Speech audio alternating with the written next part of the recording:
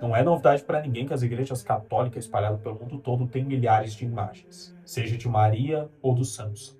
Qualquer igreja católica que você entrar vai ver pessoas se dobrando diante de uma representação visual, seja de Maria ou dos santos. E aí fica a pergunta: será que isso é idolatria? Bom, os católicos vão dizer que não, que na verdade essa é uma forma de honrar a memória dos santos. É veneração, não é adoração. E eles afirmam o quê? Que essa prática ela existia desde os primórdios da igreja, ou seja, desde a era patrística, aqueles que são chamados pais da igreja. E aí fica a pergunta: será que isso já existia mesmo? Se a veneração dos santos é ou não uma prática idólatra? Essas e mais perguntas que a gente vai tentar responder aqui nesse vídeo.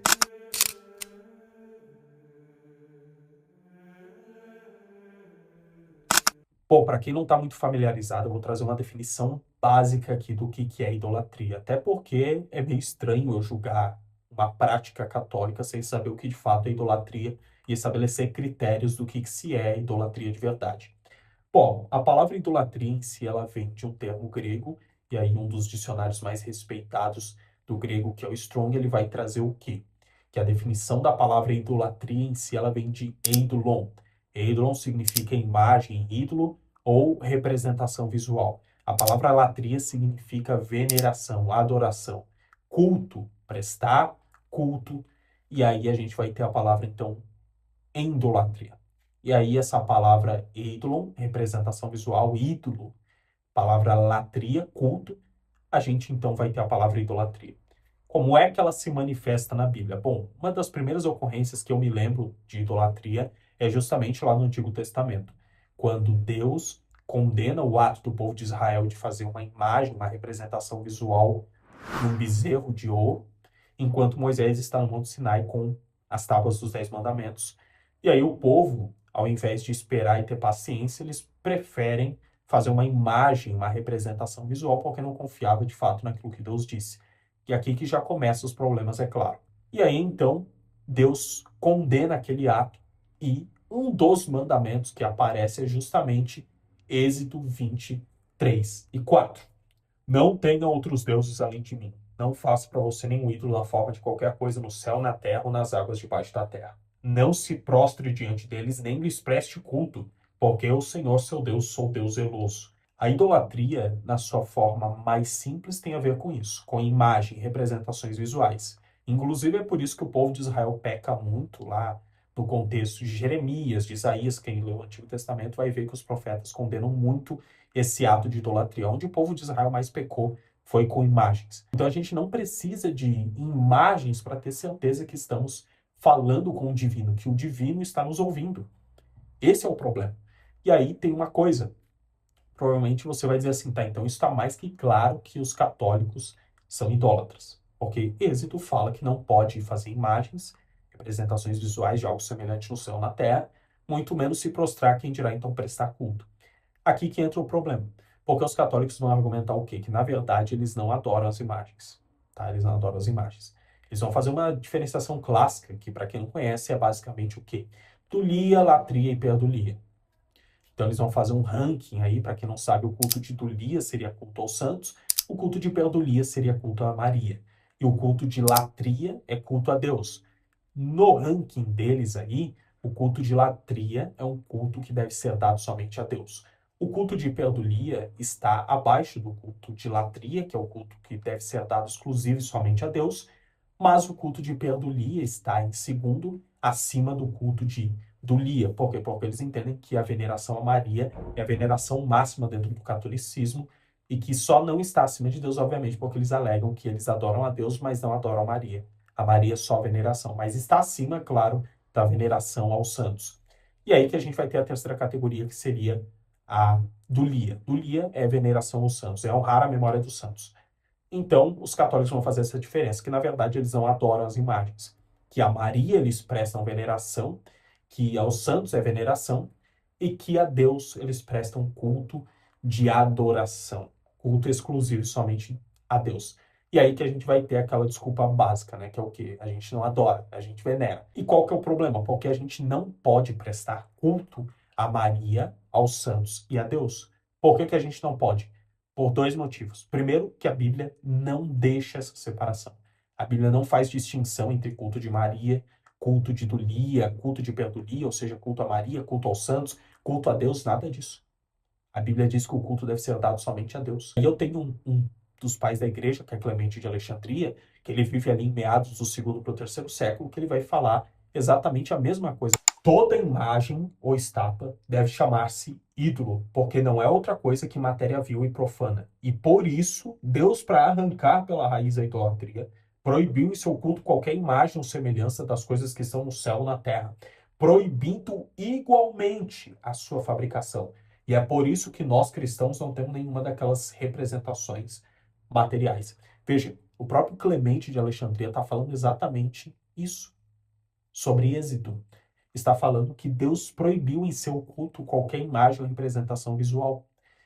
Então, o próprio Clemente de Alexandria, que é um dos pais da igreja, que é lá em meados do segundo para o terceiro século, está falando sobre isso.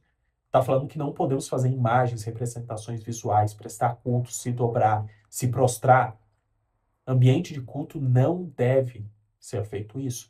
Outro detalhe, os católicos vão dizer o quê? Que, na verdade, isso é lá desde os primórdios da igreja. Mas veja, olha só que interessante. Se a prática da veneração dos santos, a Maria, existia desde os primórdios da igreja, porque eles pensam que, provavelmente, eles pensam que Pedro, eu acho que venerava a imagem de Paulo, sei lá como é que eles pensavam, a gente tem um problema. Por quê? Porque o Clemente, que é meados do segundo para o terceiro século, vai dizer o quê? Ele vai falar, olha só, observação. É por isso que nós cristãos não temos nenhuma daquelas representações materiais. Ou seja, ele falando que os cristãos não têm imagens, nenhuma representação visual. Obviamente que ele está proibindo a questão de imagens e, inclusive, ele chama qualquer imagem dentro do ambiente cultico de ídolo. Para Clemente Alexandria, qualquer imagem dentro do ambiente de culto é ídolo. Qualquer imagem. Inclusive, ele fala o quê? Que os cristãos não tinham essa prática dentro da igreja. Então, como é que desde os primórdios da igreja, desde o início da história da igreja, se retroceder, tu vai ver que os pais da igreja são papistas, católicos, romanistas, sendo que tu vai ver o Clemente de Alexandria falando isso antes do terceiro século, que os cristãos não tinham representações materiais ou qualquer outra coisa de imagem dentro do ambiente de culto. Inclusive as palavras que ele usa, tá? Porque ele chama isso de matéria vil e profana. Olha só o que ele fala de qualquer imagem que está em ambiente de culto.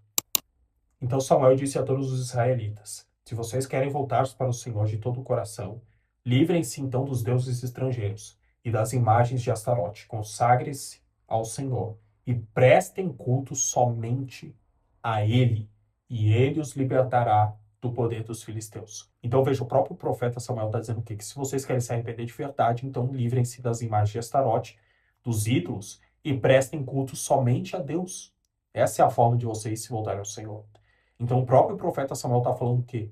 Que culto deve ser dado somente a Deus. E a gente tem um outro texto, que é justamente Mateus capítulo 4, que é um dos episódios mais famosos no ministério de Jesus, que é onde o diabo aparece no deserto e tenta Jesus. E aí eu acho que você lembra muito bem o que o diabo disse já na última tentativa de fazer Jesus cair. Obviamente que isso não aconteceu. O diabo diz o que para Jesus? Tudo isso vou te dar se você se prostrar e me adorar.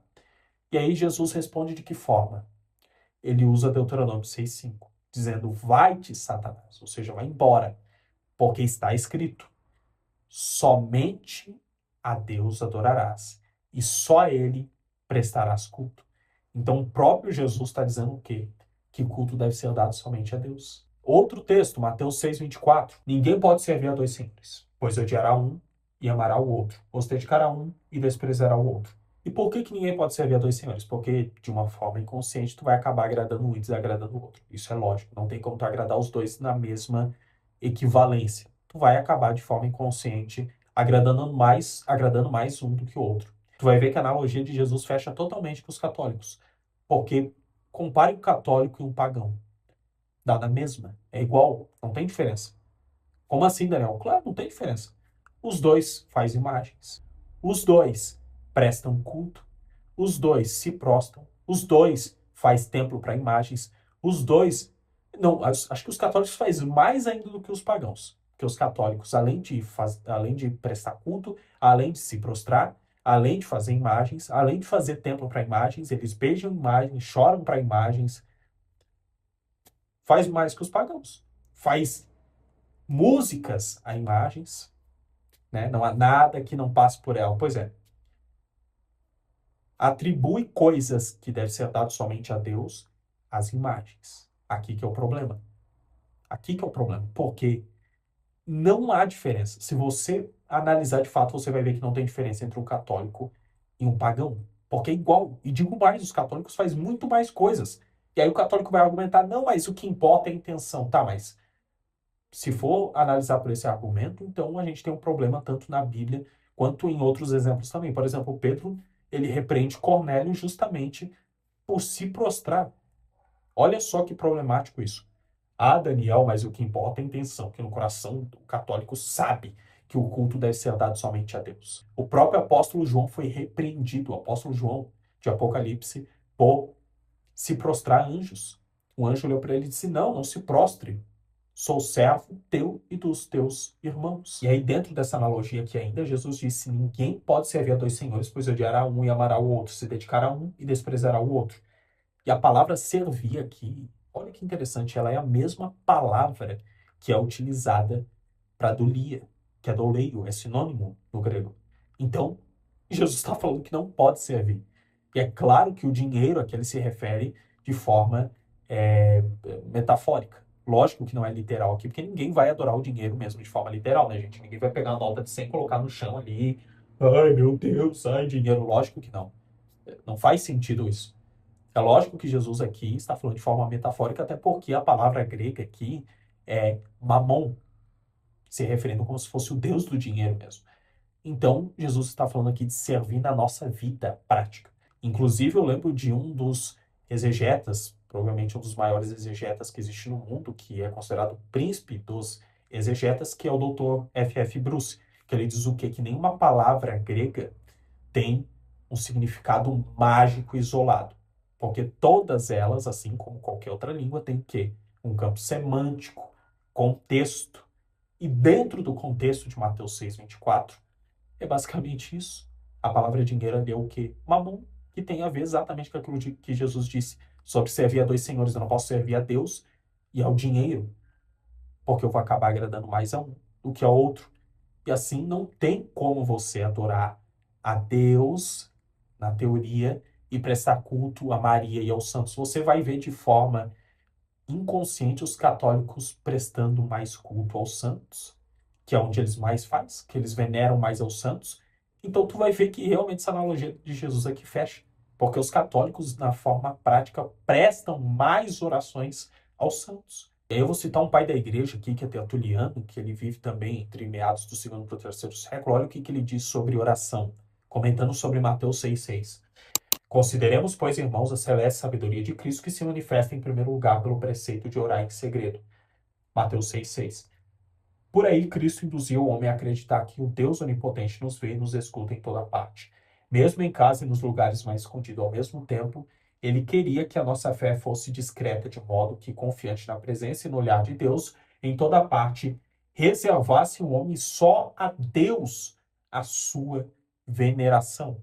Então, o próprio Tertuliano está falando que a veneração deve ser prestada somente a Deus, porque ele reconhece que não tem diferença. E aqui tem uma coisa muito interessante. O Tertuliano ele escreveu uma obra inteira sobre oração e ele não fala nada sobre veneração aos santos. Nada. Ele fala sobre orar somente a Deus e só a ele prestar sua veneração. Aqui que está o problema também. Por quê? Porque a gente não tem nenhum versículo na Bíblia, nenhum texto que fala para orar para mortos. Nenhum. Os católicos até forçam, mas não conseguem achar. Não tem texto na Bíblia que prove isso. E aí é claro que a gente vai ter mais exemplos também de católicos falando que e a Arca da Aliança e a imagem da serpente no deserto. Bom, primeiro que aquela imagem ela representava Cristo para início de conversa.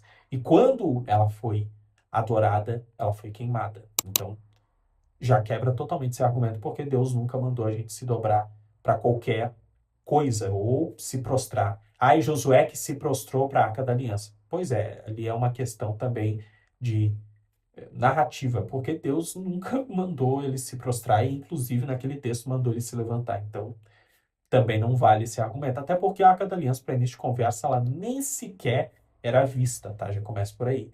Ela ficava no Santo dos Santos, isso era vista uma vez por ano pelo sacerdote. Isaías 42:8, eu sou o Senhor, este é meu nome, não darei ao outro a minha glória, nem o meu louvor a imagens. Veja, o próprio Deus está falando que a glória deve ser dada somente a Ele, que o culto deve ser prestado somente a Ele. Deus não divide a sua glória com imagens de escultura, é o que diz o texto. Então tá claro que a gente não pode dar glória a imagens. E aí vai ter um argumento católico também que chega a ser complicado, que ele vai dizer o quê? Não, mas Jesus nunca condenou no Novo Testamento o uso de imagens, tá? Mas por quê? Porque o povo foi para o cativeiro justamente por causa de imagens, ficaram 70 anos lá e nunca mais foi visto esse tipo de coisa dentro de Israel. Nunca mais foi visto isso dentro de Jerusalém. Então eles ficaram com trauma. Então não faz o menor sentido Jesus, após encarnar, falar sobre uma coisa que eles já estavam acostumados. Porque não tinha imagens dentro do ambiente cultico. Não existia na época de Jesus. Então é algo que não faz o menor sentido esse argumento. E outra coisa, seria dizer então que Jesus está contradizendo os profetas e a lei. E aqui que é problemático, porque Jesus nunca ensinou que se deve fazer imagens dele para ambiente cultico. Jesus nunca deixou nenhum tipo de ensino dessa forma. Na verdade, o que ele disse a Tomé é o quê? Sobre crer sem ver. A gente não precisa ter uma representação visual para crer. A nossa fé não depende disso. Foi isso que Jesus falou. Ele não deixou nenhum ensinamento que a gente permita fazer imagens dele.